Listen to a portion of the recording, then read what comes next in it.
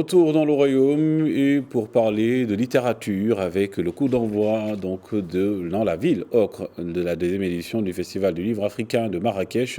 Cette édition consacre une place particulière à la consolidation des liens indéfectibles qui unissent les Africains entre eux partout où ils se trouvent.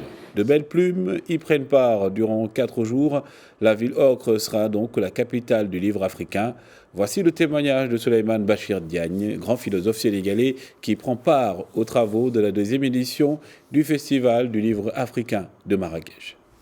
Venir à ce festival, venir à ce rendez-vous du livre africain, c'est-à-dire à cette célébration de la créativité africaine, mais également, vous l'avez dit, à une célébration de l'universel qui se retrouve ici, chez lui, dans cette ville marocaine dont on a raison de dire qu'elle est la porte du désert, c'est-à-dire, encore une fois, un lieu qui symboliquement, géographiquement, est un point de rencontre, un centre de gravité de l'Afrique où se rencontrent tout naturellement la partie sud et la partie nord de ce continent.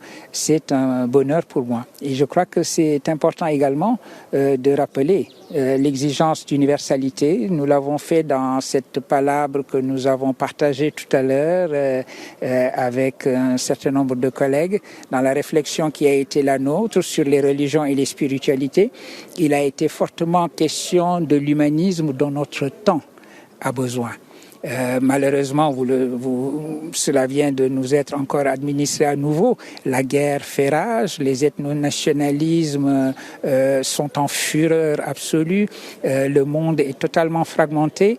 Il est important de tenir ferme le message de l'universel, il est important de tenir ferme le message de l'humanisme, et qui mieux que les écrivains, les artistes sauraient le faire, et quelle terre mieux que la terre marocaine pourrait accueillir une telle rencontre et donner un espace à cette exigence d'humanisme et d'universalisme qui est aujourd'hui la nôtre.